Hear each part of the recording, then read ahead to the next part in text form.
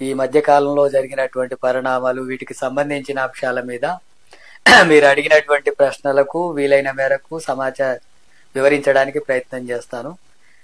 Okay, ప్రారంభిద్దాం. జానన్న గారు, BC reservations పైన కోర్టు తీర్పును గాని, ఈ స్థానిక సంస్థల ఎన్నికల పోస్ట్ పోన్ గాని ఇవి పార్టీగా ఎట్లా చూస్తారండి? ఈ బీసీ రిజర్వేషన్లకు సంబంధించి బీసీలకు 42% రిజర్వేషన్లు అనేటటువంటిది అన్ని పార్టీలు సమర్థిస్తున్నటువంటి అంశం రాష్ట్రంలో.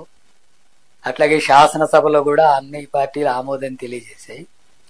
అయినా సరే ఇది ఎందుకు ఆగింది అనేటటువంటిది ప్రస్తుతం చూస్తే కోర్టు స్టే ఇచ్చింది కాబట్టి ఆగిపోయినట్టుగా మనకు కనిపిస్తుంది. కానీ వాస్తవానికి ఏంటి, దీని వెనకాల ఉన్న కారణం ఏంటి, ఎవరు ఆపేరు ఈ 42% రిజర్వేషన్లు రాకుండా అనేది చూడాలని చెప్పి అనుకున్నప్పుడు దీనికి పూర్తి బాధ్యత కేంద్రంలో అధికారంలో ఉన్నటువంటి బీజేపీ, అట్లాగే రాష్ట్ర బీజేపీ నాయకత్వం బాధ్యత వహించాలని చెప్పి మేము భావిస్తున్నాం. ఎందుకంటే తెలంగాణ రాష్ట్రంలో బీసీలకు సంబంధించినటువంటిది 42% రిజర్వేషన్స్ అమలు జరపడానికి ముందే రాష్ట్ర ప్రభుత్వం కుల గణన జరిపింది. ఏ కులాల జనాభా ఎంత ఉందో వివరాలు తీసింది. ఆ రకంగా 56% బీసీల జనాభా ఉందన్నప్పుడు 42% రిజర్వేషన్స్ ఇవ్వడానికి అందరూ ఆమోదించారు. మరి అందరూ ఆమోదించిన తర్వాత, శాసనసభ ఆమోదించిన తర్వాత కేంద్రానికి పంపిస్తే కేంద్రం ఎందుకు ఈ బిల్లును ఆమోదించడం లేదు? బీజేపీ కదా ఆమోదించాల్సింది. రాష్ట్రంలో 42% రిజర్వేషన్స్ కు రాష్ట్రంలో ఉన్న బీజేపీ కూడా మద్దతు ఇచ్చినప్పుడు కేంద్రంలో ఉండే బీజేపీ ఎందుకు మద్దతు ఇవ్వదు? అంటే ఇక్కడ వ్యతిరేకంగా రాకుండా ఉండడం కోసం అసెంబ్లీలో కానీ బయట కానీ 42% రిజర్వేషన్లకు మేము అనుకూలమే అని బీజేపీ మాట్లాడడం తప్ప అనుమతి ఇవ్వాల్సినటువంటి దగ్గర అడ్డుకుంటుంది బీజేపీ. కేంద్రంలో ఉన్న బీజేపీకి బీసీ రిజర్వేషన్లకు వ్యతిరేకంగా ఉంది. అది రిజర్వేషన్లకే వ్యతిరేకం. అది ఆర్ఎస్ఎస్ నుంచి వచ్చినటువంటి నేపథ్యం నుంచి వచ్చినటువంటి భావాలతో వచ్చినటువంటి ప్రభుత్వం. అది సామాజిక న్యాయానికి వ్యతిరేకం, మనువాదానికి అనుకూలం. మరి బీసీలు కూడా జడ్పీటీసీలు, ఎంపీటీసీలు, మండలాధ్యక్షులు, సర్పంచులు వివిధ రూపాల్లో బాధ్యతల్లోకి నాయకత్వం ఎదగడం అనేటటువంటి దానికి అది ఎస్సీలకైనా, ఎస్టీలకైనా, బీసీలకైనా, మహిళలైనా ఆ రకమైనటువంటి రావాలనేటటువంటి దృక్పథానికి అది వ్యతిరేకమైనటువంటిది. అందుకనే కేంద్రంలో ఉండేటటువంటి బీజేపీ దాన్ని అనుమతి ఇవ్వడం లేదు, బిల్లును ఆమోదించడం లేదు. ప్రధానమైనటువంటి బాధ్యత అది. బిల్లు ఆమోదించి 9th షెడ్యూల్లో పెడితే రిజర్వేషన్స్ అమలు తీరుతాయి. తమిళనాడులో కానీ మిగతా కొన్ని రాష్ట్రాల్లో ఆ రకంగా అమలు జరుగుతుంది. మరి మన రాష్ట్రంలో అమలు జరగడానికి ఎందుకు ఆటంకం ఉంది బీజేపీ? అది మొదటి విషయం. పోనీ రాష్ట్రమైనా అమలు చేసుకుందామని చెప్పి ఆర్డినెన్స్ తీసుకొచ్చి రాష్ట్రంలో గవర్నర్కు పంపిస్తే గవర్నర్తో కూడా అడ్డుకుంటున్నారు. గవర్నర్ కూడా ఆమోదింపజేయడం లేదు. గవర్నర్ కూడా మళ్ళీ కేంద్రానికి పంపించాడు. కేంద్రం ఆల్రెడీ అడ్డుపడి ఉన్నటువంటి పరిస్థితి. ఇప్పుడు మళ్ళీ గవర్నర్ ఆపేసింది. ఈ రకమైనటువంటి పద్ధతుల్లో రాష్ట్రం ఆర్డినెన్స్ చేసుకొనివ్వదు, కేంద్రం ఏమో బిల్లును ఆమోదించి ఆ చట్టాన్ని తీసుకురావడానికి అనుకూలంగా ఉండదు. ఈ రూపంలో దీనికి మొత్తం బాధ్యత అంతా కూడా బీజేపీ. అట్లాగే రాష్ట్రంలో ఉండే 2 మంత్రులు కానీ మొత్తం 8 మంది ఎంపీలు, అందులో 2 మంత్రులు ఉండి మరి రాష్ట్రంలో ఉండే బీసీలకు అన్యాయం జరుగుతుంటే ఎందుకు మాట్లాడరు? ఎందుకు కేంద్రం మీద ఒత్తిడి తీసుకురారు? ఎందుకు ఆ రకంగా 42% ఇవ్వడం అనేది మేము కూడా సమర్థించినాం, మీరెందుకు ఇయ్యరు అని చెప్పి అక్కడ ప్రభుత్వాన్ని ఎందుకు ఒప్పించరు? మంత్రివర్గంలో ఎందుకు మాట్లాడరు? పార్లమెంట్లో ఎందుకు మాట్లాడరు? బీజేపీ పార్టీలో ఎందుకు మాట్లాడి దాన్ని అమలు చేసేందుకు చూడరు వీళ్ళు? అక్కడ కాకుండా ఈడ హైదరాబాద్ లో వచ్చి ఉండి మాట్లాడితే ఏం లాభం? అమలు చేయాల్సింది అక్కడ ఉండేటటువంటి వాళ్ళు. వాటితో మాత్రం అక్కడ లాలూచి పడుతూ వాళ్ళు చెప్పింది వింటూ ఇక్కడ మాత్రం మేము రిజర్వేషన్లకు అనుకూలం అని చెప్పి డ్రామా ఆడేటటువంటి పద్ధతుల్లో బీజేపీ చేస్తుంది. బీజేపీ పూర్తిగా సామాజిక న్యాయానికి వ్యతిరేకం. ఎస్సీ, ఎస్టీ, బీసీ, మైనార్టీలు, మహిళల రిజర్వేషన్లకి అది వ్యతిరేకం. ఆ రకంగా అడ్డుపడుతుంది. ఆ రకంగా అడ్డుపడుతున్నటువంటి బీజేపీ మీద ఒత్తిడి తీసుకొచ్చి గట్టిగా అమలు చేసే దానికోసం ఒక ఐక్య కార్యాచరణ రూపొందించి పోరాటం చేయడంలో రాష్ట్ర ప్రభుత్వం కూడా విఫలమైంది. రాష్ట్ర ప్రభుత్వం తాను సొంతగా చట్టబద్ధంగా కొన్ని చేయాల్సిన ప్రయత్నం చేస్తుంది.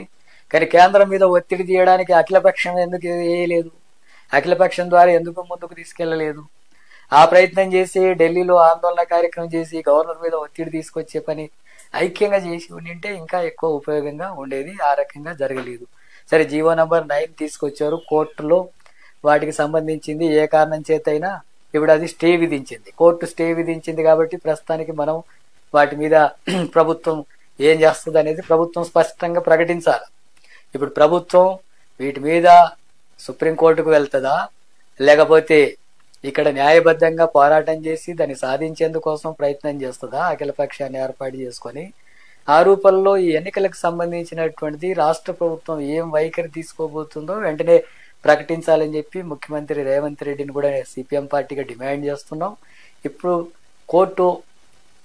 కోర్టు ఇచ్చినటువంటి కాలం వరకు విచారణ జరిపి న్యాయబద్ధంగా పోరాటం చేసి అమలు కృషి చేస్తారా, లేదా కేంద్రం మీద ఒత్తిడి కోసం కూడా పోరాటానికి కార్యాచరణ అఖిలపక్షం ఆధ్వర్యంలో తీసుకుంటారా? ఆ రకంగా నిర్వహించాలనేటటువంటిది మా వైఖరి.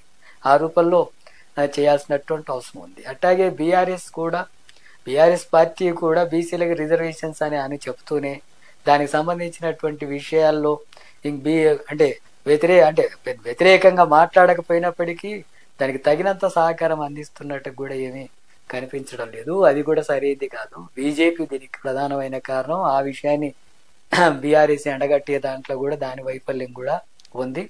అందుకని సిపిఎం పార్టీగా బీసీలకు 42% రిజర్వేషన్లకు పూర్తిగా సమర్థిస్తున్నాం. అది అమలు కావాలని చెప్పి పోరాడుతున్నాం. అమలు కోసం భవిష్యత్తులో కూడా కృషి చేస్తాం. అట్లాగే 9th షెడ్యూల్లో పెట్టాలా.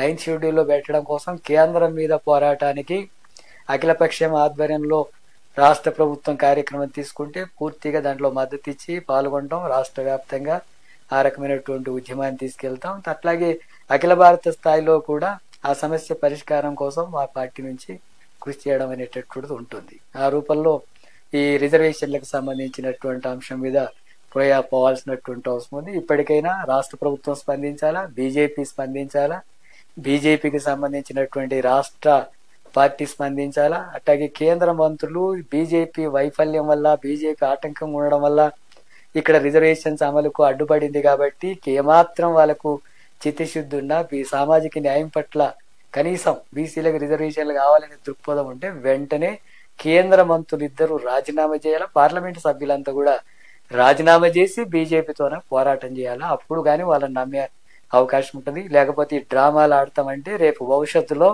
జరగబోయే స్థానిక సంస్థల ఎన్నికలు కావచ్చు, రేపు జూబ్లీ హిల్స్ ఎన్నికల్లో, అసెంబ్లీ ఎన్నికల్లో కానీ బీజేపీకి సంబంధించినటువంటి ఓట్లు, సామాజిక న్యాయం కోరే బీసీలు, ఇతర శక్తులంతా కూడా బీజేపీకి ఓటు వేయకూడదని చెప్పి మేము పిలుపునిస్తున్నాం. ఆ రకంగా బీజేపీకి తగిన గుణపాఠం చెప్తేనే మన సమస్యలు పరిష్కారం అవడానికి అవకాశం ఉంటుంది. అవసరమైతే సామాజిక న్యాయానికి వ్యతిరేకంగా ఉన్న బీజేపీని కేంద్రంలో గద్దె దించడానికి కూడా ఐక్యంగా ఉద్యమించాల్సినటువంటి అవసరం ఉంది. ఆ పద్ధతుల్లో చేసే ప్రతి కార్యక్రమానికి సిపిఎం పార్టీ పూర్తిగా ఉంటుంది. కామ్రేడ్, అదేవిధంగా Gavai supreme court chief justice Gavai పైన సుప్రీంకోర్టులోనే దాడి జరగడాన్ని మీ పార్టీ ఇప్పటికీ ఖండించింది. అయితే ఇంకా కూడా దాడి చేసిన వ్యక్తి మళ్ళీ అవకాశం ఉంటే మళ్ళీ దాడి చేస్తా అని చెప్పడం సోషల్ మీడియాలో పెద్ద ఎత్తున సుప్రీంకోర్టు చీఫ్ జస్టిస్ కి వ్యతిరేకంగా ప్రచారం చేయడం, ఎట్లా చూడాలి ఈ పరిస్థితిని భారతదేశంలో? ఇదంతా కూడా ఆర్ఎస్ఎస్ మనువాద భావజాలంలో భాగంగా జరిగినటువంటి దాడిగా దీన్ని చూడాల్సింది ఉంది. బిఆర్ గవాయ్ మీద దాడి చేసినటువంటి కిషోరు ఆయన ఏ రాజ్యాంగ వ్యతిరేకమైనటువంటి వ్యాఖ్యానాలు చేశాడని చెప్పి దాడి చేస్తాడు. ఇప్పుడు సనాతన ధర్మాన్ని ఆయన ఇప్పుడు కిషోర్ నమ్ముతున్నాడు, నమ్మండి, అభ్యంతరం లేదు. కానీ కోర్టులో కేసు వేసిన తర్వాత కోర్టులో వాదనలు కానీ, వ్యాఖ్యానాలు కానీ, తీర్పులు కానీ తాను నమ్మినటువంటి దానికి అనుగుణంగానే ఉండాలని చెప్పి భావిస్తే ఎట్లా కరెక్ట్ అవుతుంది? అది రాజ్యాంగానికి అనుకూలంగా ఉంటుంది. రాజ్యాంగ స్ఫూర్తికి అనుగుణంగానే వ్యాఖ్యానాలు కానీ, తీర్పులు కానీ ఉంటాయి. అంతేగాని సనాతన ధర్మానికి అనుకూలంగా ఉండాలా, మూఢ విశ్వాసాలకు అనుకూలంగా ఉండాలా, మరధర్మ శాసనాలకు అనుకూలంగా ఉండాలి, కులతత్వానికి అనుకూలంగా ఉండాలి, స్త్రీ పురుష సమానతలకు అనుకూలంగా ఉండాలా, మత విద్వేషాలు రెచ్చగొట్టడానికి అనుకూలంగా ఉండాలా, దోపిడీ చేయడానికి అనుకూలంగా ఉండాలా, ఇలాంటి తత్వంతో కూడుకున్నటువంటి విషయాల అనుగుణంగా ఒక చీఫ్ జస్టిస్ కూడా మాట్లాడాలి, దానికి అనుగుణంగా ఉండాలని చెప్పి భావించడం అంటేనే అది ఆర్ఎస్ఎస్ మతోన్మాద భావజాలం తలకెక్కడం వల్ల జరుగుతున్నటువంటి ఘటన ఇది. ఇదేదో కిషోర్ చేశాడనేటటువంటి విషయమే కాదు, కిషోర్ కంటే ఆర్ఎస్ఎస్ యొక్క భావజాలం, మనువాదం యొక్క భావజాలం ఎంత స్థాయిలో ఉందో అది రాజ్యాంగాన్ని ప్రశ్నించేటట్టుగా. ఆ గవాయి మీద దాడి జరగడం అంటే ఆయన చీఫ్ జస్టిస్ కాబట్టి దాడి జరగడం అనే ఉద్దేశమే కాదు, అది మొత్తం రాజ్యాంగం మీద జరిగినటువంటి దాడి, మనువాదులకు అనుకూలంగా జరిగినటువంటి దాడి. దాన్ని సిపిఎం పార్టీ తీవ్రంగా ఖండిస్తుంది. ఆయనను శిక్షించాల్సిన అవసరం లేదని చెప్పి వ్యాఖ్యానించాడు. కానీ ఇలాంటి ఘటనలు, ఇటువంటి చర్యలు జరుగుతున్నప్పుడు వీటికి వ్యతిరేకంగా ప్రజాస్వామికవాదులు, సామాజిక శక్తులు, అభ్యుదయ భావాలు కలిగినటువంటి వాళ్ళు వ్యతిరేకించాల్సిన అవసరం ఉంది. అట్లాగే చట్టాలు పటిష్టంగా అమలు చేయాల్సిన అవసరం ఉంది. రాజ్యాంగానికి అనుగుణంగా ప్రభుత్వాలు కానీ, చట్టాలు కానీ, అధికారులు కానీ వివరించాలి. ఆ రకమైనటువంటి ధోరణి లేదు.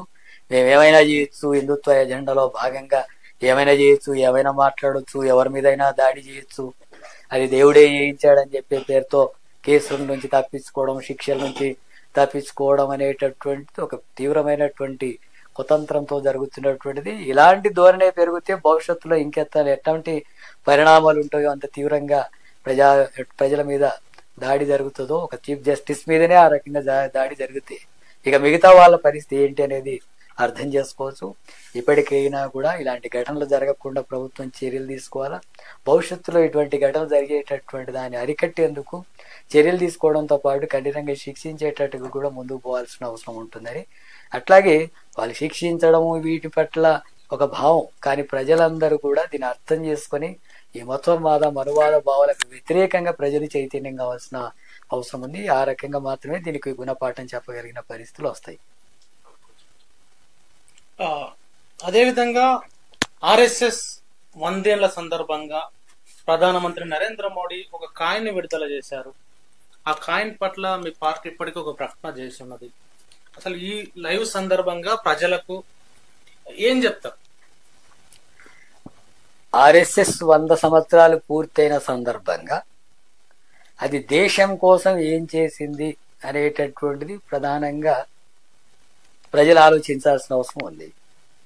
దేశ స్వాతంత్ర దినోత్సవం రోజు ప్రధానమంత్రి ఆర్ఎస్ఎస్ ను పొగుడుతూ అక్కడ మాట్లాడడం అనేది అది దేశానికి కూడా అవమానించడం అనేటటువంటిది, స్వాతంత్ర ఉద్యమాన్ని అవమానించడం లాంటిది ఆర్ఎస్ఎస్ ఆ సందర్భంగా ప్రధానమంత్రి పొగడడం. అంతేకాకుండా అది 100 సంవత్సరాలు పూర్తవుతుంది అనే పేరుతో కాయిన్ విడుదల చేయడం అనేటటువంటిది జరిగింది. స్టాంప్ విడుదల చేశారు. అట్లాగే ఆర్ఎస్ఎస్ గురించి చాలా గొప్పగా చెప్తున్నాడు. అంటే ఆర్ఎస్ఎస్ స్వాతంత్ర ఉద్యమంలో లేదు, బ్రిటిష్ వాళ్ళకి అనుకూలంగా ఉంది, బ్రిటిష్ వాళ్ళ క్షమాపణ కోరింది, ఒక రకంగా బ్రిటిష్ వాళ్ళ పాలనకు అనుకూలంగా వ్యవహరిస్తాం అనేటటువంటిది ఉంది. ఆ స్వాతంత్ర ఉద్యమంలో పాల్గొనకూడదని ఆర్ఎస్ఎస్ చేసినటువంటి ప్రకటనలు ఉన్నాయి. ఎందుకు పాల్గొనకూడదో రాసినటువంటి పుస్తకాలు ఉన్నాయి. మరి ఇలాంటి చరిత్ర ఉన్నటువంటి ఆర్ఎస్ఎస్ ను ఆ సందర్భంగా స్వాతంత్రాన్ని దినోత్సవం సందర్భంగా ఒక దేశ ప్రధానిగా ఉండి మాట్లాడడం, పొగడడం, దాన్ని వర్ణించడం అనేటటువంటిది అది బాధ్యతారాహిత్యమైనటువంటిది. అట్లాగే దానికి ఈ స్థాయిలో గుర్తింపు ఇవ్వడం. దేశంలో వివిధ మతాలు ఉన్నాయి, అట్లాగే లౌకిక భావంతో కూడుకున్నటువంటి సమాజం ఉంది. ఆర్ఎస్ఎస్ మత ఘర్షణలు సృష్టిస్తుంది. స్వాతంత్ర ఉద్యమంలో కూడా అందరు కలిసి పోరాడుతుంటే మత ఘర్షణలు సృష్టించడానికి కారణమైనటువంటి ఇది. ఇప్పుడు కూడా దేశవ్యాప్తంగా ఎక్కడ చూసినా, ఏ ప్రాంతాల్లో చూసినా ఆ రాజ్యాంగానికి భిన్నంగా మత ఘర్షణలు సృష్టించేటట్టుగా, కులాల మధ్య వైరుధ్యాలు పెంచి పోషించేటట్టుగా, స్త్రీల హక్కుల్ని అణచివేసేటటువంటి ధోరణితో, అట్లాగే కార్పొరేట్ సంస్థలు దోపిడీకి అనుకూలమైనటువంటి విధానాల్ని కొనసాగించేటటువంటిది హిందుత్వ ఎజెండాలో ముసుగులో, హిందూ మతం ముసుగులో మతోన్మాద చర్యలకు పాల్పడేటటువంటి వ్యవస్థగా ఉంది. అది దేశానికి నష్టం, దేశ ఐక్యతకు ఆటంకం, దేశ అభివృద్ధికి ఆటంకం, దేశంలో ప్రపంచంలో అన్ని రంగాల్లో ముందుకు పోవడానికి అది ఆటంకంగా మారుతుంది. అందుకని దాన్ని వ్యతిరేకిస్తున్నాం. అలాంటి దాన్ని ప్రజానీకం కూడా వ్యతిరేకించాలని చెప్పి మేము కోరుతున్నాం. అదేవిధంగా మీరు ఈ మధ్య కాలంలో త్రిబుల్ కు వ్యతిరేకంగా హెచ్ఎండిఏ ఆఫీస్ ముందు ధర్నా చేశారు. ఎందుకు త్రిబుల్ తెలంగాణ సమాజానికి చాలా ఉపయోగపడుతుందని చెప్పేసి ప్రభుత్వం చెప్తుంది, ఆర్థిక వ్యవస్థను కూడా పుంజుకునేటట్టు చేస్తుందని ప్రభుత్వం చెప్తున్న క్రమంలో సిపిఎం పార్టీగా మీరు ఎందుకు దాన్ని వ్యతిరేకిస్తూ ధర్నాలు గాని పోరాటాలు గాని దానిపైన చేస్తున్నారు? త్రిబుల్ ఆర్ నిర్వహించేదానికి సిపిఎం పార్టీ వ్యతిరేకం కాదు, కానీ అది నిర్వహిస్తున్నటువంటి తీరుకు మేము వ్యతిరేకం. మొత్తం 8 జిల్లాల్లో 32 మండలాల్లో 163 గ్రామాల గుండా ఈ త్రిబుల్ ఆర్ రోడ్ అనేటటువంటిది ఏర్పడబోతుంది. అది ఈ రోడ్డు వేసేటటువంటి దానికి మొదట వేసినటువంటి అలైన్మెంట్ లో ఒక రకమైనటువంటి ప్రణాళిక ఉంది. తర్వాత దాన్ని మార్చి కొంతమంది బెత్తందారులు, ఫార్మా కంపెనీలు ఇటువంటి వాళ్ళ ప్రయోజనాల కోసం కొంత మార్పులు చేశారు. ఆ తర్వాత ఇప్పుడు మళ్ళీ 3వ అలైన్మెంట్ కి మార్చారు. ఈ మార్చడం అనేటటువంటిదంతా కూడా ఎక్కడెక్కడైతే పెద్ద పెద్ద వాళ్ళు, ధనిక వర్గాలు, పారిశ్రామికవేత్తలు, రాజకీయంగా పలుకుబడి కలిగినటువంటి వాళ్ళు, ఇటువంటి వాళ్ళు రియల్ ఎస్టేట్ వాళ్ళ ప్రయోజనాల కోసం ఆ రకంగా ఈ భూమిని అంతా కూడా రింగ్ రోడ్ కాకుండా ఇష్టానుసారంగా అమీబలాగా మార్చేటటువంటి పద్ధతిని ప్రభుత్వం అనుసరిస్తుంది. దానికి వ్యతిరేకంగా అందుకని రింగ్ రోడ్ అన్నప్పుడు నిజంగా ఎవరి భూమి అయినా పోని ఆ రకంగా చేశాడు నిష్పక్షపాతంగా అంటే దాన్ని వ్యతిరేకించేది కాదు. ఆ రకంగా లేదు. పేదల భూములు వెళ్ళడానికి ముఖ్యంగా ఎస్సీ ఎస్టీ బీసీలుగా ఉండి 1-2 ఎకరాలు ఉన్న వాళ్ళ భూములే ఎక్కువ పోయేటట్టుగా, పెద్దల వాళ్ళ భూములు తగ్గించుకునేటట్టుగా పోకుండా చూసుకునేటటువంటి వైఖరి ఉంది. దాన్ని మేము వ్యతిరేకిస్తున్నాం ఇప్పుడు కూడా. అట్లాగే రెండవది, కొన్ని ప్రాంతాల్లో ఇప్పటికే ఉత్తర భాగాల్లో భూమికి సంబంధించినటువంటి ఇవ్వడానికి ప్రాసెస్ పూర్తయింది అని అంటున్నారు. అక్కడ ఏమీ పూర్తి కాలేదు. అక్కడ గ్రామ సభలు జరిపి వాళ్ళతో అభిప్రాయాలు తీసుకోలేదు, రైతుల అభిప్రాయాలు తీసుకోలేదు. అట్లాగే అక్కడ ఉండేటటువంటి వాళ్ళ ఆమోదం తీసుకున్న తర్వాత దాని ధర ఎంత చెల్లిస్తామనేటటువంటి విషయాలు మాట్లాడలేదు. చట్ట ప్రకారం 2013 చట్టం ప్రకారం 3 అంతలు అదనంగా ఇవ్వాలా అక్కడున్న మార్కెట్ రేటుకు. దాని గురించి ఏమైనా ఒప్పందం జరిగిందా? రైతులు ఒప్పుకున్నారా? ప్రభుత్వం ఎంత ఇస్తున్నది? అక్కడ ఎకర ఎంత ఉంది? వీళ్ళు ఎంత ఇస్తాం అనేది స్పష్టత లేదు. అక్కడ ఎకర 5 కోట్లు ఉంటే వీళ్ళు 20 లక్షలు 30 లక్షలు ఇస్తామంటే అట్ట సరిపోతుంది. 5 కోట్లు ఉండదంటే 15-20 కోట్లు ఇవ్వాలి కదా. చట్టం అది చెప్తుంది. మరి ఆ రకంగా ఉండే రైతులతో మాట్లాడకుండానే మీరు బలవంతంగా అధికారం ఉంది, ప్రభుత్వం ఉంది, పోలీసులు ఉన్నారు, మాకు ఇష్టం వచ్చినట్టుగా మారుస్తాం, ఇష్టం వచ్చినట్టుగా భూములు లాక్కుంటాం అనేటంటే అట్ట చెల్లదు. ఆ రకంగా రైతులు ఆమోదించకుంటే తీసుకోవడానికి వీలేదు, జాగ్రత్త అని చెప్పి హెచ్చరిస్తూ మేము ఆందోళన కార్యక్రమం చేస్తున్నాం. ఇప్పుడు దక్షిణ భాగంలో మొత్తం ఏ సర్వే నంబర్ల గుండా ఈ భూమి పోతుంది అనేటటువంటి చేస్తే మొత్తం రైతులంతా తీవ్రమైన గతంలో ఉన్నదానికి ఇప్పుడు ఉన్నదానికి పెద్ద మార్పు జరిగి ఆందోళన పడుతున్నారు. షాద్ నగర్ ఏరియా కావచ్చు, ఆమన్గల్ ఏరియా కావచ్చు, ఈ ప్రాంతాలంతా కూడా. మరి అక్కడ అలైన్మెంట్ ఎందుకు అట్ట మార్చారు? అట్లాగే అక్కడ ఉండేటటువంటి రైతులకు సంబంధించినటువంటి పేదల రైతులు భూములు పోయేటట్టుగా ఎందుకు మార్చారు? అట్లాగే ఇప్పుడు అక్కడ ఉండే రైతులతో ఏమైనా మాట్లాడిందా? వాళ్ళు ఇస్తామన్నారా? వాళ్ళ సర్వే నంబర్లు ఎట్లా ప్రకటిస్తారు?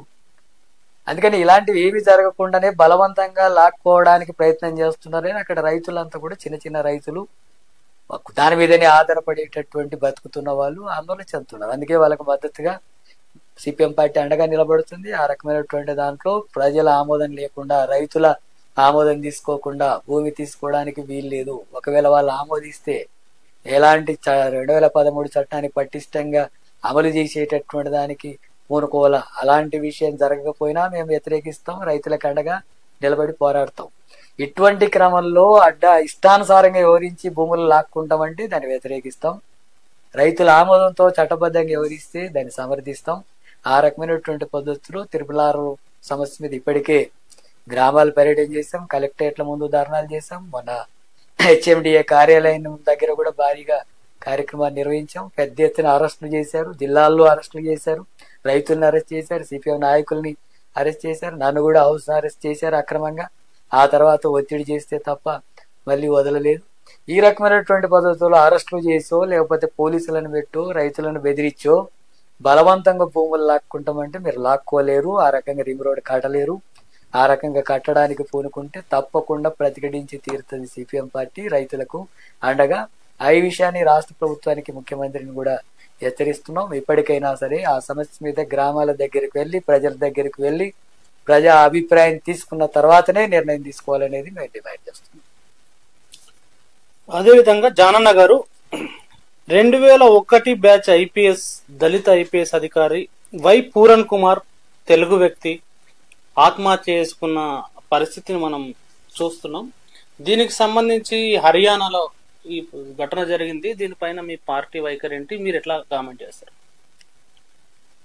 హర్యానాలో ఒక దళిత షెడ్యూల్ క్యాస్ట్ కి సంబంధించినటువంటి ఐపీఎస్ అధికారి ఆయన ఆత్మహత్య, రివాల్వర్ తో కాల్చుకొని ఆత్మహత్య చేసుకున్నటువంటి ఘటన జరిగింది. స్వాతంత్రం వచ్చి ఇన్ని సంవత్సరాల తర్వాత, రాజ్యాంగం అమలు జరుగుతున్న తర్వాత కూడా కుల వ్యవస్థ ఏ స్థాయి అధికారాన్ని కూడా బలి తీసుకుంటుందో అనేది దానికి ఒక ఉదాహరణ. హర్యానాలో అక్కడ బీజేపీ అధికారంలో ఉంది. అక్కడ ఉండేటటువంటి డీజీపీ కానీ ఆ తర్వాత అధికారులు కానీ ఆయనను వేధిస్తున్నారని, కులం పేరుతో అవమానిస్తున్నారని, ప్రమోషన్స్ ఇవ్వడం లేదని, పనులు చెప్పే బాధ్యతలు ఇచ్చే దాంట్లో కూడా అవమానకరమైనటువంటి పద్ధతుల్లో ఆయన ఇబ్బందులు పెడుతున్నాడని. ఇది ఒక రోజు కాదు, 2 రోజులు కాదు, ఒక ఘటన సందర్భంగా కాదు, చాలా కాలం నుంచి ఆ రకంగా అవమానిస్తున్నటువంటి విషయాన్ని ఆయన తట్టుకోలేక, ఒక ఐపీఎస్ అధికారి అయ్యుండి ఆయన తట్టుకోలేక ఆత్మహత్య చేసుకున్నాడంటే అది ఎంత తీవ్రంగా కుల వ్యవస్థ కొనసాగుతుందో, కుల ఆధిపత్యం ఎంత తీవ్రంగా కొనసాగుతుందో అర్థం చేసుకోవచ్చు. ఎక్కడ ఉంది కులం, ఎక్కడ దాడులు ఉన్నాయి, ఎక్కడ దళితుల మీద జరుగుతుంది అని చెప్పి మాట్లాడే వాళ్ళకి దీన్ని అర్థం చేసుకోవాలా. కుల వ్యవస్థ ఎంత దారుణంగా ఉందో, దీని వెనకాల అక్కడ బీజేపీ కారణం, బీజేపీ భావజాలం కారణం.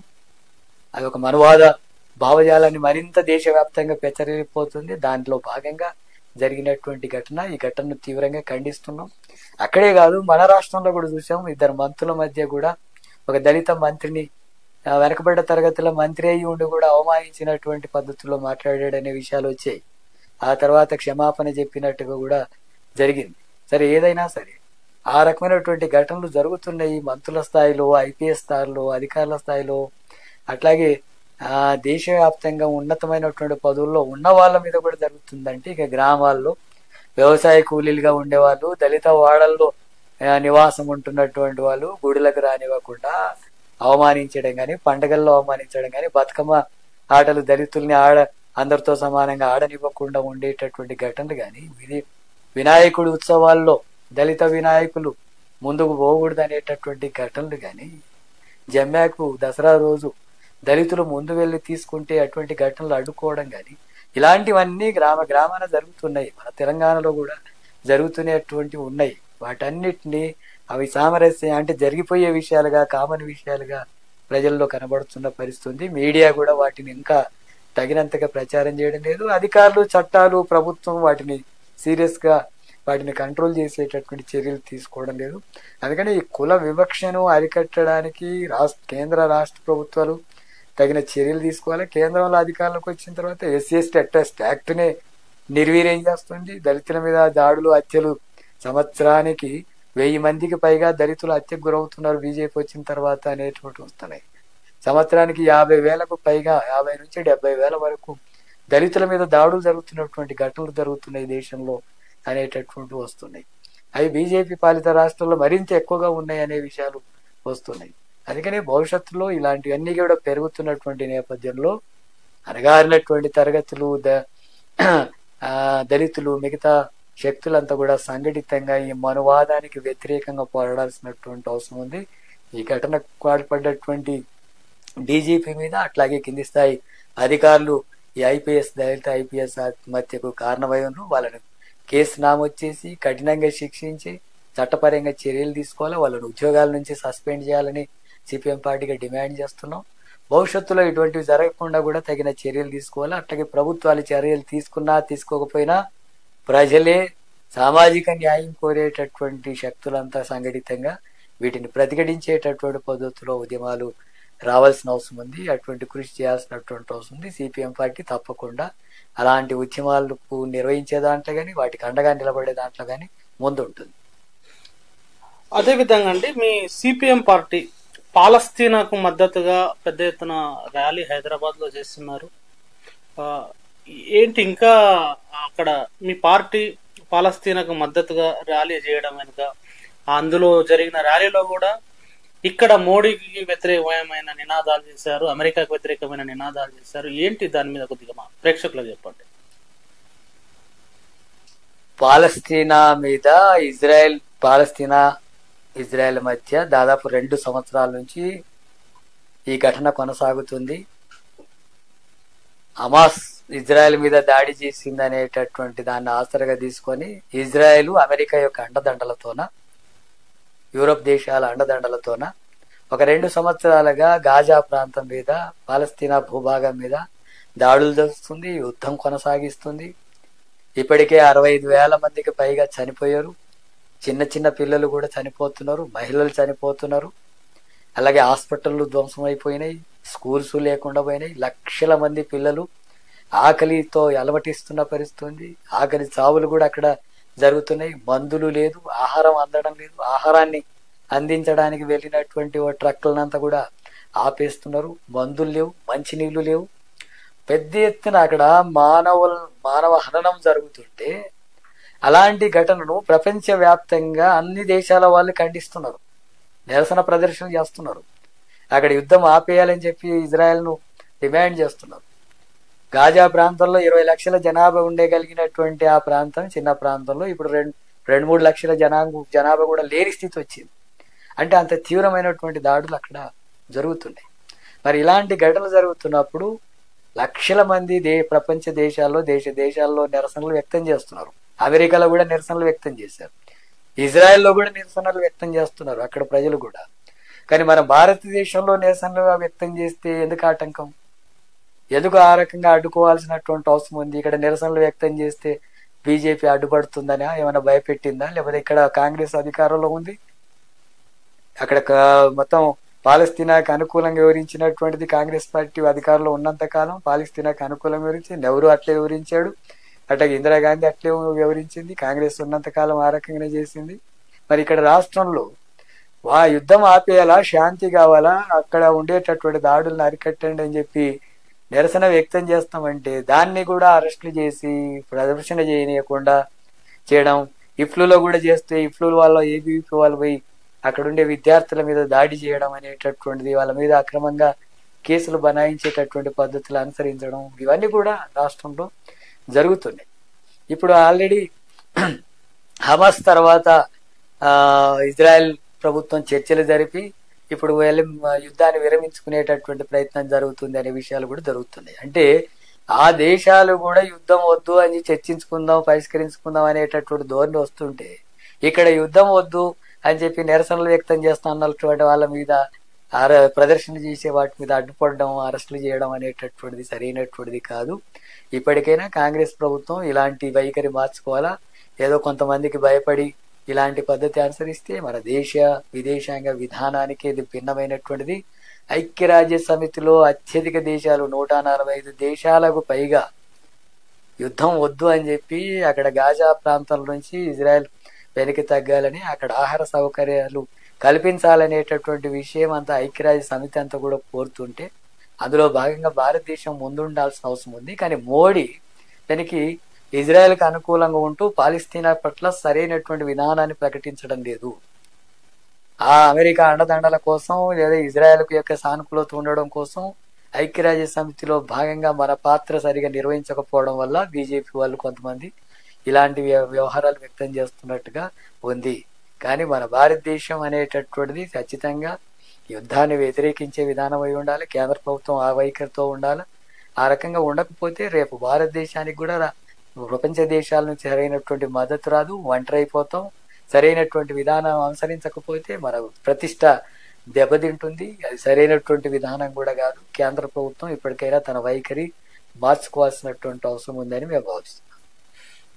అనేక కామెంట్లు కూడా వచ్చాయండి యూట్యూబ్ లో, ఫేస్బుక్ లో. మొదటి కామెంట్ ఏంటంటే, కాంగ్రెస్ మేనిఫెస్టో అమలు చేయకుండా ఈ ప్రాజెక్ట్ అని ఆ ప్రాజెక్ట్ అని త్రిబుల్ అని టైం పాస్ చేస్తుంది. వాస్తవానికి రేవంత్ రెడ్డి వచ్చి 2 సంవత్సరాలు అవుతుంది. ఖర్చు పెట్టాల్సిన నిధులు కనీసం కూడా ఖర్చు పెట్టకుండా దినవల్ల తీస్తుంటూ విద్యా వైద్య రంగంలో అంటే యువత కళల్ని నీరుగార్చడమే కాకుండా ఉపాధి అవకాశము యువతకి దొరుకుతుందనే నిరాశనేనా అని చెప్తూ, ఇలాంటి సందర్భంలో రిజర్వేషన్ల కొట్లాట, మార్వాడీల కొట్లాట, పార్టీల కొట్లాట, ఆ త్రిబుల్ కొట్లాట, వీటి చుట్టే తిరగాల. దీనిపైన మీ పార్టీ వైఖరి ఏంటని మహేష్ అంతటి అనే వ్యక్తి కామెంట్ చేశాడు. మహేష్ చెప్పినటువంటిది కరెక్టే. రాష్ట్ర ప్రభుత్వం ప్రజలకి ఏ వాగ్దానాలు ఇచ్చి అధికారంలోకి వచ్చిందో వాటిని అమలు చేయాలనేటటువంటి చిత్తశుద్ధి లేక తానంతా కూడా అవకాశవాద ధోరణితో వ్యవహరిస్తుంది. అరకొర విషయాలలో పాలు పంచుకునేటటువంటి పద్ధతిని అనుసరిస్తుంది తప్ప ఇచ్చిన వాగ్దానాలు అమలు చేయాలనేటటువంటిది లేదు. నిరుద్యోగ సమస్య పరిష్కారం జరగడం లేదు. ఉపాధి అవకాశాల కోసం ఎలాంటి కృషి లేదు. కానీ ఫ్యూచర్ సిటీ పెడతాం, ఫ్యూచర్ సిటీ తర్వాత అప్పుడు ఎక్కడో ఉపాధి అవకాశాలు దొరుకుతాయి అని చెప్పి అంటుంది. ముందు రాష్ట్రంలో ఖాళీగా ఉన్న పోస్టుల్ని భర్తీ చేసేటటువంటి విషయం మాట్లాడడం అంటే ఫ్యూచర్ సిటీ గురించి మాట్లాడుతున్నారు.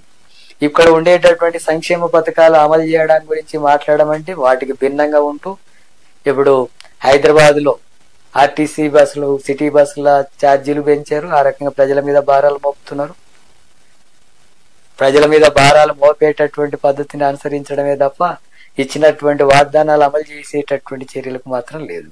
అట్లాగే గ్రామీణ ప్రాంతాల్లో సంక్షేమ పథకాలు, పెన్షన్స్ కానీ, రేషన్ కార్డులు ఇచ్చారు. కానీ రేషన్ కార్డులో ఒక బియ్యం తప్ప ఏమి ఇవ్వడలేదు. బియ్యం కాకుండా మిగతా ఎందుకు ఇవ్వకూడదు, వాటిని అమలు చేయాలి కదా, వాటి గురించి లేదు. ఉపాధి హామీ పనుల గురించి లేదు. అట్లాగే కనీస వేతనం అమలు చేయాలనేటటువంటి విధానం లేదు. వాటి అసంఘటిత కార్మికుల సమస్యలు పరిష్కరించే దాంట్లో లేదు. మహిళలకు సంక్షేమ పథకాలు 2500 ఇస్తామన్నది కానీ కళ్యాణ లక్ష్మి, బంగారు తులం ఈ విషయాలు కూడా ఏవి జరగడం లేదు. వీటన్నిటి కాకుండా గ్రాఫిక్స్ చూపించినట్టుగా, సినిమా చూపించినట్టుగా RRR రోడ్ వస్తుంది, ఆ తర్వాత రింగ్ రైలు వస్తుంది, ఆ తర్వాత వివిధ రాష్ట్రాలకు సంబంధించి తక్కువ టైంలోనే వెళ్ళేటట్టుగా గ్రీన్ ఫీల్డ్ రోడ్లు వేస్తామని చెప్పి ఇటువంటివన్నీ కూడా మాట్లాడుతున్నారు. అవన్నీ చేయకూడదనే ఉద్దేశం కాదు. కానీ ముందు ప్రజలకు ఇచ్చిన వాగ్దానాలు అమలు చేయాలి కదా. వాటి పట్ల ప్రభుత్వం ఏం చేస్తుంది? బడ్జెట్ కేటాయింపులు ఎట్లున్నాయి? బడ్జెట్ కు సంబంధించిన కేటాయింపులు లేవు. పట్టణాల్లో పేదల గుడిసెలు కూల్చేస్తున్నారు. అటగా అసైన్ భూములంతా కూడా హైదరాబాద్ చుట్టూ ఉన్నటువంటివే కాదు, ఇతర ప్రాంతాల్లో పట్టణాల చుట్టూ ఉన్నటువంటి అసైన్ భూములంతా కూడా ఎస్సీలు, ఎస్టీలు, పేదలకు ఇచ్చినటువంటి భూములు తిరిగి లాక్కుంటున్నారు. మరి బడ్జెట్ లో నిధులు లేవు అనే పేరుతో సంక్షేమ పథకాలు లేవు. స్కాలర్షిప్స్ అమలు చేయడం అనేటటువంటి లేదు. ఫీజు రియంబర్మెంట్స్ బకాయిలు ఉన్నాయి, వాటిని అమలు చేసేటటువంటిది లేదు. బెస్ట్ అవైలబుల్ స్కూల్స్ లో చేరినటువంటి పిల్లల ప్రభుత్వం నుంచి చెల్లించాల్సినటువంటి డబ్బు చెల్లించడం లేదు. ఇటువంటివి అనేక రకాల సమస్యలు ఉన్నాయి. వాటిని ఏవి పరిష్కరించకుండానే ఈ కాలయాపన చేయడం, మాయమాటలతో మాట్లాడేటటువంటి వైఖరి కాంగ్రెస్ ప్రభుత్వం అనుసరిస్తుంది. ముఖ్యమంత్రి రేవంత్ రెడ్డి ప్రజా సమస్యలు పరిష్కరించడం కోసం పూనుకోవాలి. ప్రభుత్వం ఆ పద్ధతిలో పనిచేయాలి. ఉన్నటువంటి సమస్యలను పరిష్కరించకుండా కాలయాపన చేసేటటువంటి పద్ధతుల్లో మాట్లాడుకుంటూ పోతే ప్రభుత్వానికి వ్యతిరేకత పెరుగుతుంది. ఇప్పటికీ భవిష్యత్తులో మరింత పెరుగుతుంది. ఇది మహోద్యమంగా మారి ప్రభుత్వాలని తారుమారు చేసేటటువంటి పరిస్థితికి ప్రజలు పోతారు. అందుకని ఇప్పటికైనా వీటిని పరిష్కరించేటట్టుగా చర్యలు తీసుకోవాలని చెప్పి ముఖ్యమంత్రిని డిమాండ్ చేస్తున్నాం. ఫేస్బుక్ లో ప్రవీణ అని ఒక కామెంట్ చేశారండి. ఫాసిజం పెచ్చరిల్లుతున్న క్రమంలో నిర్బంధాలకు అణచివేతకు గురవుతున్న వర్గం కోరుకున్నట్లుగా సైద్ధాంతిక విభేదాల కారణంగా చీలిపోయిన కమ్యూనిస్టు పార్టీలు ఐక్యం కాకపోవడానికి కారణాలేంటి కామ్రేడ్? అవుతాయా? ఒకవేళ అయితే ఎప్పుడో సాధ్యపడుతుంది?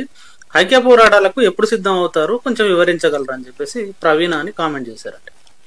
దీంట్లో 2-3 అంశాలు. ఒకటి, ఫాసిజం నేపథ్యం కలిగినటువంటి RSS భావజాలంతోన కేంద్ర ప్రభుత్వం ఇప్పుడు అధికారంలో ఉంది. అందుకనే ఎటు చూసినా ఈ నియంతృత్వ ధోరణులు పెరుగుతున్నాయి. నియంతృత్వ ధోరణులు పెరుగుతున్నటువంటి ఈ సందర్భంలో వాటికి వ్యతిరేకంగా గట్టిగా నిలబడి పోరాడగలిగినటువంటి వాళ్ళు కమ్యూనిస్టులు. ఆ కమ్యూనిస్టులు గట్టిగా ఉండి బలంగా ఉండి పోరాడితే వీటిని వెనకాల ప్రజలు కూడా నమ్మి ముందుకొచ్చే అవకాశాలు ఉంటాయి. బూర్జువా పార్టీలు వాటికి వ్యతిరేకంగా ఉన్న కమ్యూనిస్టులు ముందు నిలబడి పోరాడాల్సినటువంటి అవసరం ఉంది అనేది విషయం కరెక్ట్. ఆరోపణలో జరగాల్సినటువంటి ప్రయత్నం జరగాలి. అందుకోసం సిపిఎం పార్టీ కూడా కృషి చేస్తుంది. అట్లాగే ఇటువంటి వాటన్నిటి సందర్భంలో కమ్యూనిస్టులంతా కూడా ఐక్యం కావాలా, ఐక్య ఉద్యమాలు చేయాలా అనేటటువంటి విషయాలు కూడా చెప్పడం జరిగింది. తప్పకుండా ప్రజా సమస్యలు పరిష్కరించడం కోసం కానీ, నియంతృత్వ ధోరణులకు వ్యతిరేకంగా కానీ, ఇప్పుడు కేంద్ర ప్రభుత్వం అనుసరిస్తున్నటువంటి మనువాద ధోరణులు, అట్లాగే మతతత్వ ధోరణులకు వ్యతిరేకంగా ఐక్యంగా పోరాడాల్సినటువంటి అవసరం ఉంది. తప్పకుండా కమ్యూనిస్టులంతా కూడా కలిసి ఐక్య కార్యాచరణ ద్వారా మిగతా కలిసి వచ్చే శక్తులను కూడా కలుపుకొని, లౌకిక భావాలు కలిగిన శక్తులు కూడా కలుపుకొని ఆ పోరాటాన్ని కొనసాగించాలా. అందులో ఆ ప్రయత్నం దేశవ్యాప్తంగా జరుగుతుంది, రాష్ట్రంలో కూడా సిపిఎం పార్టీ నుంచి అలాంటి కృషి జరుగుతుంది. తప్పకుండా త్వరలోనే వీలైనంత కలిసి వచ్చే శక్తులంతా కూడా కలుపుకొని ఈ మతోన్మాదాలకి, నియంతృత్వ ధోరణులకు వ్యతిరేకంగా తప్పకుండా ఒక లౌకిక వేదికని ఏర్పాటు చేసి ముందుకు సాగేటటువంటి ప్రయత్నం చేస్తాం. ఇప్పటికే దాని ప్రాసెస్ నడుస్తుంది. త్వరలోనే అలాంటి ఒక ఐక్య వేదిక ద్వారా తప్పకుండా ముందుకు పోతాం. అట్లాగే కమ్యూనిస్టులంతా కలిసి ఒకటి కావడం అనేది ప్రస్తుత పరిస్థితుల్లో అది ఇప్పుడే సాధ్యమయ్యే విషయం కాదు. కమ్యూనిస్టులంతా ఒకటి కావాల్సినటువంటి అవసరం ఉంది అనేది కరెక్టే. సిపిఎం కూడా దాన్ని అంగీకరిస్తుంది. కానీ అట్లా అంగీకరించి అయిపోతున్నాయి, అందరు కలిసి కూర్చొని ఒకటైదాం అంటే అయ్యేటటువంటి విషయాలు కావవి. తప్పకుండా ఐక్య కార్యాచరణలో భాగంగా తప్పకుండా కమ్యూనిస్టులంతా కూడా ఒకటి కావాల్సినటువంటి పరిస్థితులు వస్తాయి. అలాంటి జరిగేటటువంటి ప్రయత్నానికి సిపిఎం నుంచి కూడా ఖచ్చితంగా అటువంటి ప్రయత్నం ఉంటుంది. ఖచ్చితంగా ఐక్య ఉద్యమాలకు ముందున్నాం. అట్లాగే లౌకిక శక్తులతోనే నియంతృత్వ ధోరణులకు వ్యతిరేకంగా పోరాడేటటువంటి విషయంలో కానీ, మతోన్మాదానికి వ్యతిరేకంగా పోరాడే దాంట్లో కానీ, అట్లాగే ఐక్య ఉద్యమాలు కమ్యూనిస్టులు నిర్వహించేటటువంటి దాన్ని కంటిన్యూ చేసే దాంట్లో అభ్యంతరం లేదు. ఆ కృషి ఉంటుంది. అట్లాగే భవిష్యత్తులో ఇలాంటి ఐక్య ఉద్యమాలు కమ్యూనిస్టులు చేసేటటువంటి క్రమంలో కమ్యూనిస్టులు ఒకే పార్టీగా ఐక్యమయ్యేటటువంటి పరిస్థితులు కూడా ఆ రూపంలో ముందుకు వచ్చే అవకాశం ఉంటుంది. తప్పకుండా అటువంటి కృషి జరుగుతుంది. ఇక ఈ by elections, Jubilee Hills by elections పైన ఒక 3-4 కామెంట్లు వచ్చినాయండి. హను అని, అదేవిధంగా ఎంఎం నల్గొండ నుండి శంకర్ అని. జూబ్లీహిల్స్ ఉప ఎన్నికల్లో మీ పార్టీ పోటీ చేస్తుందా, లేకపోతే వేరే పార్టీకి ఏమైనా మద్దతు ఇస్తారా, ఏంటి కామ్రేడ్ అని చెప్పేసి కామెంట్లు వచ్చాయండి. ఇప్పటి వరకు స్థానిక ఎన్నికలు వాటికి సంబంధించినటువంటి దాంట్లో పోటీకి సన్నద్ధం అవుతూ ఉన్నటువంటి ప్రాసెస్ లో ఉన్నాం. ఇప్పుడు జూబ్లీహిల్స్ కు సంబంధించినటువంటిది కూడా ఎన్నికల షెడ్యూల్, వీటి వివరాలంతా కూడా త్వరలోనే మొత్తం నామినేషన్స్ వివరాలంతా కూడా ప్రకటించబోతుంది. ఓవరాల్ గా అన్ని పార్టీలకు సంబంధించిన అభ్యర్థులు, వీటిని ప్రకటనలు ఇవన్నీ కూడా జరుగుతున్నాయి. సిపిఎం పార్టీ నుంచి కూడా అక్కడ పోటీ చేయాలా లేదా అనేటటువంటిది నగర కమిటీలో చర్చించి ఒక అభిప్రాయానికి వస్తాం. అట్లాగే మేము పోటీ చేస్తే ఒక భాగం, పోటీ చేయనటువంటి పరిస్థితి వస్తే తప్పకుండా బీజేపీని ఓడించడం అనేది మా రాజకీయ కర్తవ్యంగా ఉంటుంది. బీజేపీ అనేటటువంటిది మొత్తం దేశానికి అది ప్రమాదకరమైనటువంటిది.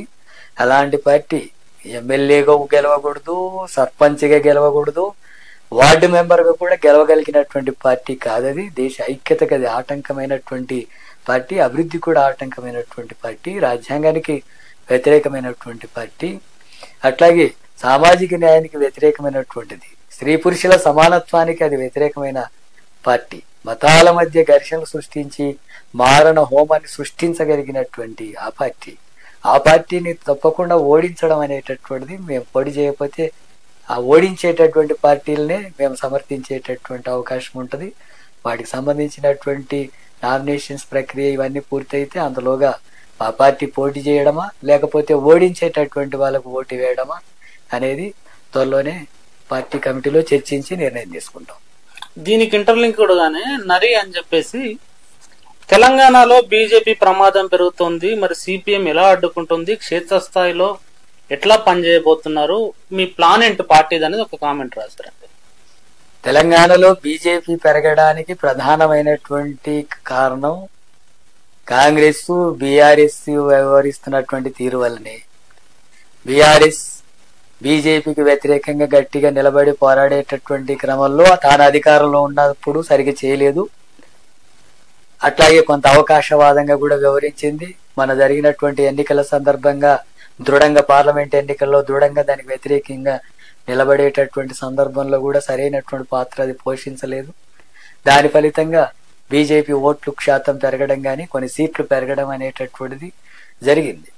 అట్లాగే ఏ సామాజిక న్యాయం కావాలని కోరుతున్నారో అలాంటి వెనకబడ్డ తరగతులు కానీ, అట్లాగే ఈ మధ్య కాలంలో కొంత యువత బీజేపీకి అక్కడక్కడ సానుకూలత వ్యక్తం చేస్తున్న ధోరణి కూడా ఉంది.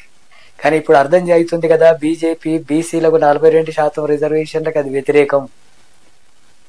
బీసీలకు సామాజిక న్యాయం జరగాలనేటటువంటి దానికి వ్యతిరేకం. ఒక బీసీలకే కాదు, అది ఎస్సీ, ఎస్టీ, బీసీ, మైనార్టీలు, మహిళలకు అందరికి కూడా సమానమైనటువంటి హక్కులు ఉండాలా అనేటటువంటి దానికి వ్యతిరేకమైనటువంటిది. కానీ అంత కొంతమంది అర్థం కాక మతం ముసుగులో సామాజిక న్యాయానికి గొడ్డలు పెట్టుగా ఉన్నటువంటి ఆ పార్టీని అక్కడక్కడ కొంత యువత ఆకర్షిస్తున్న పరిస్థితి ఉంది. మోడీ అనేటటువంటి అసలు రూపాన్ని అర్థం చేసుకోకుండా కొంత గమనిస్తున్నారు, అట్లా అట్రాక్ట్ అవుతున్నటువంటి స్థితులు ఉన్నాయి. దానివల్ల బీజేపీ అక్కడక్కడ కొంత పెరుగుతున్నటువంటి క్రమం ఉంది. ఇప్పటికైనా కాంగ్రెస్ బీఆర్ఎస్లు నిజంగా లౌకిక దృక్పథం కలిగి ఉంటే రాష్ట్రంలో లౌకిక భావాల్ని కాపాడుకోవాలనుకున్నప్పుడు బీజేపీకి వ్యతిరేకంగా ఫైట్ చేసేటటువంటి దాంట్లో బీఆర్ఎస్ కానీ అట్లాగే కాంగ్రెస్ కూడా స్పష్టంగా వివరించాల్సినటువంటి అవసరం ఉంది. కమ్యూనిస్టులుగా తప్పకుండా ఆర్ఎస్ఎస్ బీజేపీ ఐడియాలజీకి వ్యతిరేకంగానే ఉంటాం. దేశవ్యాప్తంగా వాటికి వ్యతిరేకంగా అనేక రకాల పోరాటాలు జరుగుతున్నాయి. అనేక రకాలుగా ప్రజల్ని చైతన్యవంతం చేసే కార్యక్రమాన్ని కృషి చేస్తున్నాం. రాష్ట్రంలో కూడా ఆ ప్రయత్నం చేస్తాం. సామాజిక న్యాయం కోరే శక్తులు, అట్లాగే అణగారినటువంటి తరగతులు, అట్లాగే శ్రామిక వర్గాలు, రైతులు, కూలీలు, కార్మికులు, వీళ్ళందరి సమస్యలను పరిష్కరించడంలో కేంద్రంలో ఉన్న ప్రభుత్వ వైఖరి మనం చూస్తున్నాం. రైతు వ్యతిరేక చట్టాలు కానీ, ఉపాధి హామీ కూలీలకు వ్యతిరేకంగా, కార్మికుల కనీస హక్కులు లేకుండా 12 గంటల పని సమ్మె చేసే హక్కు ఉండకూడదు అనే ధోరణులు కొనసాగుతున్నటువంటి నేపథ్యంలో ఇటువంటి శ్రామిక వర్గాలకు వ్యతిరేకంగా, సామాజిక తరగతులకు వ్యతిరేకంగా ఉన్నటువంటి పార్టీని రాష్ట్రంలో ఎదగనివ్వకూడదు, దాన్ని ఓడించాల్సినటువంటి అవసరం ఉంది అనేటటువంటి ప్రయత్నాన్ని సిపిఎం పార్టీగా, లెఫ్ట్ పార్టీలుగా ఆ కృషి జరుగుతూ ఉంది. భవిష్యత్తులో రేపు జరగబోయేటటువంటి ఏ ఎన్నికలు వచ్చినా ప్రజలను కూడా ఆ రకమైనటువంటి చైతన్యవంతమైనటువంటి పాత్ర నిర్వహించేటట్టుగా మా కృషి ఉంటుంది. మరో కామెంట్ ఏంటంటే రాజయ్య చింతం అని చెప్పేసి ఫేస్బుక్ లో ఒక కామెంట్ పెట్టారు. దేశంలో ఆర్ఎస్ఎస్ కమ్యూనిస్టు పార్టీలు ఒకేసారి ఏర్పడ్డాయి, దాని రాజకీయ విభాగం అధికారంలోకి వచ్చింది, మీరు రాకపోవడానికి కారణాలు ఏంటి, మీరు ఎట్లా దీనిపైన కామెంట్ చేస్తారనేది ఒక కామెంట్ చేశారు. సూత్రబద్ధంగా చూస్తే ఆర్ఎస్ఎస్ కు 100 సంవత్సరాలు, కమ్యూనిస్టులకు కూడా కొద్దిగా అటు ఇటుగా 100 సంవత్సరాలు పూర్తి కావడం ఈ రూపంలో మనం చూడొచ్చు. కానీ ఆర్ఎస్ఎస్ తీసుకుంటున్నటువంటి భావాలు, బీజేపీ అనుసరిస్తున్నటువంటి భావాలు, ఇది 100 సంవత్సరాల సమస్య కాదు. కొన్ని వేల సంవత్సరాలుగా దేశంలో అమలు జరుగుతున్నటువంటి కుల వ్యవస్థ, మనువాదానికి అనుకూలంగా వివరించేటటువంటి వ్యవస్థను ఆర్ఎస్ఎస్ బీజేపీలు కొనసాగిస్తున్నాయి. అంటే వేల సంవత్సరాలుగా కొనసాగిస్తున్నటువంటి దాన్ని ఈ రోజు బీజేపీ రూపంలో కొనసాగిస్తుంది, ఆర్ఎస్ఎస్ రూపంలో కొనసాగిస్తుంది. అంతకుముందు మనువాదం రూపంలో దాన్ని వ్యవస్థనే కొనసాగించింది, కుల వ్యవస్థ రూపంలో కంటిన్యూ అవుతూనే ఉంది. అందుకనే దానికి గొప్ప ఎంతకాలం అనేది కాదు, అది 3,000 సంవత్సరాలకు పైన ఉండేటటువంటి ప్రజా వ్యతిరేక మనువాద భావాలకు అనుకూలమైనటువంటి ధోరణినే కొనసాగిస్తున్నటువంటిది. కానీ కమ్యూనిస్టులు అటు కాదు, మొత్తం సమాజంలోనే ఈ దోపిడీ వ్యవస్థకు వ్యతిరేకంగా, అసమానతలకు వ్యతిరేకంగా, మొత్తం సమాజంలో సంపద అంతా అందరికీ సమానమైనటువంటి పంపిణీ జరగాల, హక్కులు సమానంగా ఉండాలా, ఆత్మగౌరవంతో బ్రతికే సమాజం కావాలా, ప్రపంచంలో అన్ని దేశాల్లో కూడా పెట్టుబడిదారులకు, దోపిడి వర్గాలకు, భూస్వామ్య వర్గాలకు, ఆధిపత్య ధోరణులకు, పురుష ఆధిక్యతకు వ్యతిరేకంగా ఉండేటటువంటి చైతన్యాన్ని ప్రజల్లో తీసుకొచ్చి ముందుకు సాగేటటువంటి ప్రయత్నంలో ఈ 100 సంవత్సరాల లోపు 100 సంవత్సరాల తర్వాత జరుగుతూ ఉంది. అందుకని దీనికి దానికి ఆ రూపంలో పోల్చకూడదు. వేల సంవత్సరాల కొనసాగింపులో వారసత్వం అది. ఇది 100 సంవత్సరాల లోపు జరుగుతున్నటువంటి వాటికి వ్యతిరేకమైన ఆ భావజాలాలకు వ్యతిరేకంగా వేల సంవత్సరాలుగా జరుగుతున్నటువంటి దోపిడీ, అణిచివేత, అసమానతలకు వ్యతిరేకంగా జరుగుతున్నటువంటి పోరాటంగా మనం కమ్యూనిస్టులది చూడాలి. అందుకని తప్పకుండా వాటిని ఓడించడం అనేది ప్రజానీకం ఓడిస్తారు. ఓడించి తప్పకుండా సోషలిజం వైపు ప్రజలు ప్రయాణం చేస్తారు. అనివార్యంగా దేశంలో గాని ప్రపంచంలో గాని తప్పకుండా అందరూ సమానమైనటువంటి హక్కులు కలిగినటువంటి వ్యవస్థ కోసం, సోషలిస్ట్ వ్యవస్థ కోసం ముందుకు సాగడం అనేటటువంటిది అనివార్యమైన చర్య. అది భవిష్యత్తులో తప్పకుండా సక్సెస్ అవుతుంది. అదేవిధంగా స్థానిక సంస్థల ఎన్నికల గురించి కూడా చాలా కామెంట్లు వచ్చినాయండి. ముఖ్యంగా గ్రామ స్థాయి ఎన్నికలకు సంబంధించి మీరు సొంతంగా పోటీ చేస్తారా, లేదంటే ఈ ఎన్నికలలో గతంలో ఎంపీ ఎన్నికల్లో లాగా కాంగ్రెస్ కు మద్దతు ఇస్తారా, లేకపోతే బీఆర్ఎస్ కు మద్దతు ఇస్తారా, ఏంటి మీ పార్టీ లైన్ అనేది చాలా కామెంట్లు వచ్చాయండి ఫేస్బుక్ లో, యూట్యూబ్ లో. తప్పకుండా చాలా సార్లు చెప్పడం జరిగింది. మా పార్టీ ఉన్న దగ్గర, మా పార్టీకి ప్రజల్లో బలం ఉన్నటువంటి దగ్గర అన్ని గ్రామాల్లో సర్పంచులకు, ఎంపీటీసీలకు, వార్డు మెంబర్లకు, జెడ్పీటీసీలకు సొంతగా పోటీ చేయడం అనేటటువంటిది జరుగుతుంది. ఆ రకమైనటువంటి సన్నద్ధంగా పార్టీ ఉంది. ఇప్పటికే ఎన్నికలు జరిగితే తప్పకుండా మాకు అవకాశం ఉన్నటువంటి దగ్గర అంతా కూడా మేము పోటీ చేయడం అనేది అనివార్యంగా చేస్తాం. అట్లా సన్నద్ధమై ఉన్నాం. అట్లాగే ఈ సర్దుబాట్లు ఇవి ఏంటి అనేటటువంటి చూసినప్పుడు మా పార్టీకి ప్రయోజనకరంగా ఉండే విషయాలు ఏంటి, అది నిజంగా కూడా వ్యవహరిస్తున్నటువంటి సర్దుబాట్లకి ఎలాంటి అవకాశాలు ఉన్నాయి ఏంటి అనేటటువంటి విషయాలన్నింటినీ కూడా అక్కడ ఉండేటటువంటి జిల్లా కమిటీలు చర్చించుకుంటాయి. జిల్లా కమిటీలు అంతా కూడా ఏ రూపంలో అక్కడ సర్దుబాట్లకు అవకాశం ఉన్నాయి, సర్దుబాట్లకు అవకాశం లేకపోతే సొంతగా పోవడమే కాకుండా అక్కడ వామపక్షాలు, కమ్యూనిస్ట్ పార్టీలు, కొంత అభ్యుదయ భావాలు కలిగినటువంటి శక్తులు ఉంటే వాళ్ళతో కలిసి పనిచేయడం, సొంతగా పనిచేయడం, వామపక్షాలు వీళ్ళతో కలిసి అభ్యుదయ భావాలతో కలిసిపోవడం. అట్లాగే అనివార్యంగా కొన్ని ప్రాంతాల్లో ఏదైనా అటువంటి సర్దుబాట్లకు అవకాశం ఉంటే జిల్లా పార్టీలు చర్చించి వాటిని నిర్ణయం తీసుకునేటటువంటి ధోరణి అనుసరించేటటువంటిది ఆలోచిస్తాం. బీజేపీని మాత్రం ఓడించేటటువంటి కర్తవ్యాన్ని కొనసాగిస్తాం. మొత్తం పైనుంచి కింది వరకు కేంద్రంలో అధికారంలో ఉన్నటువంటి బీజేపీకి వ్యతిరేకంగా పోరాడతాం. రాష్ట్రంలో స్థానిక సంస్థల ఎన్నికలు కాదు, ఏ ఎన్నికలు జరిగినా సరే బీజేపీకి వ్యతిరేకంగా మా శక్తి ఉంటే దాన్ని ఓడిస్తాం. మా శక్తి లేని దగ్గర ఓడించేటటువంటి లౌకిక శక్తులకు మద్దతు ఇచ్చి ఓడిస్తాం. ఈ వైఖరి కొనసాగుతుంది. ప్రస్తుతానికి మేము సొంతగా సన్నద్ధం అవుతున్నాం. సొంతగా మా శక్తి మేరకు ప్రయత్నం చేసి ఎన్నికల్లో పోటీ చేస్తాం. జలంధర్ బిఏ నీరుటి అని చెప్పేసి ఫేస్బుక్ లో ఒక కామెంట్ పెట్టారండి. ప్రాంతీయ పార్టీలు అదే విధంగా జాతీయ పార్టీలుగా ఉన్న కాంగ్రెస్, బీజేపీలు అన్ని కార్పొరేట్ పెట్టుబడిదారులకు అనుకూలంగామే కదా, ప్రత్యామ్నాయ రాజకీయాలు ఎందుకు ముందుకు రావడం లేదు? శ్రీలంక, బంగ్లాదేశ్, నేపాల్ తరహా తిరుగుబాటుకు ప్రజలు వస్తే దానికి నాయకత్వం వహిస్తే పరిస్థితిలో కమ్యూనిస్టులు ఉన్నారా అనేది కామెంట్ అండి. ఇప్పుడు నేపాల్లో యువత తిరుగుబాటు చేయడం కానీ, లేదా ఇక్కడ శ్రీలంకలో వచ్చినటువంటి పరిణామాలు ఇవన్నీ కూడా అక్కడ ప్రభుత్వాలు అనుసరించినటువంటి ప్రజా వ్యతిరేకత మీద యువత గాని, ప్రజల్లో గాని తీవ్రమైనటువంటి వ్యతిరేకత పెరిగినటువంటి నేపథ్యంలో వచ్చినటువంటివి అవి. అంటే మన భారతదేశానికి సంబంధించి కూడా ఇక్కడ ఉండేటటువంటి పార్టీలు, ముఖ్యంగా బూర్జువా పార్టీలు, అది కాంగ్రెస్ కావచ్చు, మన బీజేపీ కావచ్చు, కేంద్ర స్థాయిలో ఉన్నటువంటివి, అట్లాగే ప్రాంతీయ పార్టీలుగా ఉండేటటువంటి బూర్జువా పార్టీలు కూడా కార్పొరేట్ సంస్థలకు, పెట్టుబడిదారులకు, భూస్వామ్య వర్గాలకు, దోపిడీ వ్యవస్థకు అనుకూలమైనటువంటి విధానాలు కలిగినటువంటి పార్టీలే అవి. అందుకని వాటికి వ్యతిరేకంగా, ఆ విధానాలకు వ్యతిరేకంగా పోరాడడం అనేది అది ప్రాంతీయ పార్టీ లేకపోతే జాతీయ పార్టీ అనేటటువంటిది కాదు. ఆ విధానాలకు వ్యతిరేకమైనటువంటి పోరాటం దేశవ్యాప్తంగా కమ్యూనిస్టులు కొనసాగిస్తారు. సిపిఎం పార్టీ ఆ రూపంలోనే కొనసాగిస్తుంది. భవిష్యత్తులో కూడా ఆ రూపంలో కొనసాగిస్తాం. కొన్ని ప్రత్యేక సందర్భాల్లో మతోన్మాద రాజకీయాలకు వ్యతిరేకంగా లౌకిక శక్తులంతా ఐక్యమై దాన్ని ఓడించాల్సినటువంటిది లేదా దాన్ని ఎదుర్కోవాల్సినటువంటి సందర్భం వచ్చినప్పుడు ఆ సందర్భంగా ప్రాంతీయంగాని లేదా లౌకిక పార్టీలు ఉన్నంత కూడా కలిసి దాని మతోన్మాద శక్తిని ఎదుర్కోవడానికి చేసేటటువంటి కొన్ని ప్రయత్నాలు తప్ప విధానాల పరంగా చూసినప్పుడు తప్పకుండా వీటికి కూడా ఈ దోపిడీ వర్గాలకు అనుకూలంగా ఉండే పార్టీలేవి, వాటికి వ్యతిరేకమైనటువంటి పోరాటం కొనసాగిస్తుంది. అట్లాగే ఒక ప్రత్యామ్నాయం రావాలి కదా. ఈ బూర్జువా పార్టీలకు భిన్నంగా ఒక ప్రత్యామ్నాయం అనేటటువంటిది రావాలి. తప్పకుండా ప్రత్యామ్నాయం రావాలి. అది ప్రజా ఉద్యమాల ద్వారా రావాలి. ప్రజా పోరాటాల్లో భాగంగా అలాంటి ప్రత్యామ్నాయం వచ్చి తీరుతుంది. ఆర్థిక అసమానతలకు వ్యతిరేకంగా సామాజిక న్యాయం కోసం జరిగే పోరాటాలు కావచ్చు, అట్లాగే వామపక్ష పార్టీలు, అభ్యుదయ భావాలు కలిగినటువంటి శక్తులు, సామాజిక న్యాయం కావాలని చెప్పి పోరాడుతున్నటువంటి సంస్థలు, ఇలాంటివన్నీ కూడా కలిపి ఒక ప్రత్యామ్నాయం రూపంలోకి రావాల్సినటువంటి అవసరం ఉంది. అది దేశంలో రావాలి, రాష్ట్రంలో కూడా అలాంటి ప్రయత్నమే రావాలా.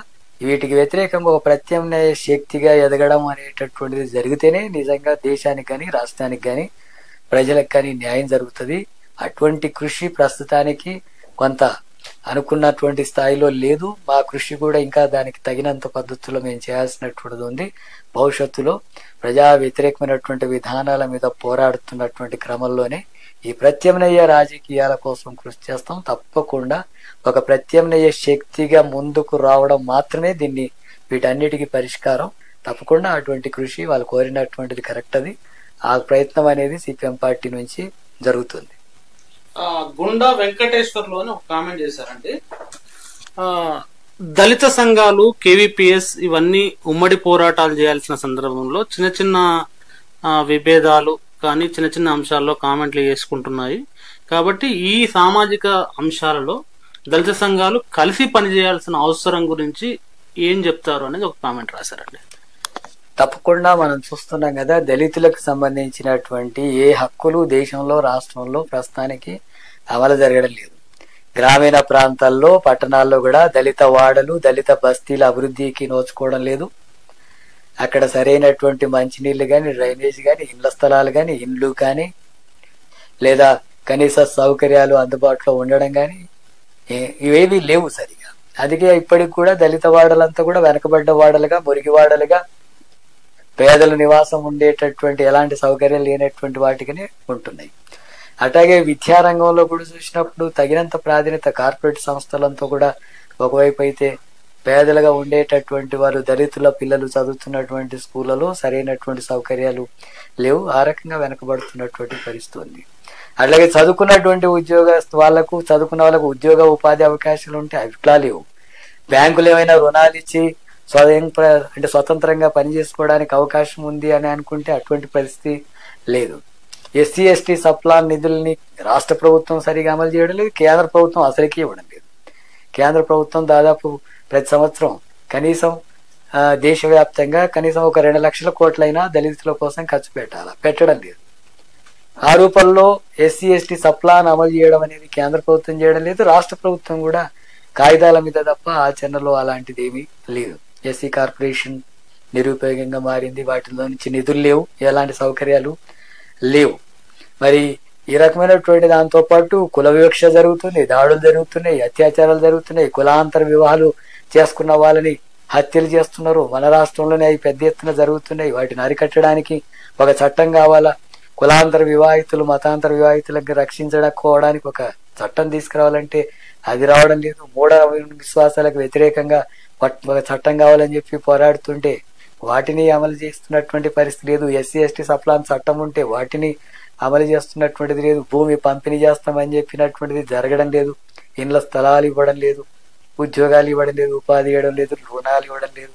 ఇలాంటి అనేక సమస్యలు దళితులకు ఉంటే ఈ దళిత సంఘాలు అనేటటువంటివి పూలే అంబేద్కర్ ఆలోచనలు కొనసాగించాలని భావించేటటువంటి శక్తులంతా ముక్కలుగా చిన్న చిన్న గ్రూపులుగా విడిపోయి అనైక్యంగా ఉంటే అది శక్తిగా మారదు. దాన్ని ప్రతిఘటించి హక్కులు సాధించడానికి తగినంత పోరాట శక్తి రాదు. అందుకే ఇలాంటి శక్తులంతా కూడా ఎన్ని భిన్నమైన సంఘాలు ఎన్ని రూపాల్లో వేరువేరుగా ఏర్పడ్డప్పుడు కూడా హక్కుల సాధన కోసం సామాజిక తరగతి న్యాయం కోసం అందరు సంఘటితం కావాల్సినటువంటి అవసరం ఉంది. ఆ రకమైనటువంటి ప్రయత్నం దళిత సంఘాలు, అంబేద్కర్ సంఘాలు, కేవీపీఎస్ ఇతర సంఘాలు సంస్థలంతా కూడా ఆ కృషి చేయాల్సిన అవసరం ఉంది. ప్రస్తుతం మనుధర్మ శాసనాలు ముందుకొస్తూ రాజ్యాంగాన్ని నిర్వీర్యం చేయబోతున్నటువంటి బీజేపీ విధానాలకు వ్యతిరేకంగా మరింత శక్తివంతంగా రావాల్సినటువంటి అవసరం ఉంది. అటువంటి కృషి జరిగితేనే రాష్ట్రంలో సామాజిక న్యాయానికి ముందుకు పోవడానికి అవకాశం ఉంటుంది. ఆ ప్రయత్నం సిపిఎం నుంచి కూడా ఖచ్చితంగా చేస్తాం. అలాంటి ఉద్యమాలన్నిటికీ సిపిఎం పార్టీ పూర్తిగా అండగా ఉంటుంది. ఒక అడుగు ముందుండి పోరాటానికి కూడా సిద్ధంగా ఉంటుంది. థ్యాంక్ యూ వెరీ మచ్ జానన్న గారు. లైవ్ బాగుంది, కొనసాగించండి అని కామెంట్లు యూట్యూబ్ లో ఫేస్బుక్ లో వచ్చాయి. మీకు కూడా అభినందనలు చెప్తూ అనేక కామెంట్లు వచ్చాయండి. థ్యాంక్ యూ, అందరికీ ధన్యవాదాలు.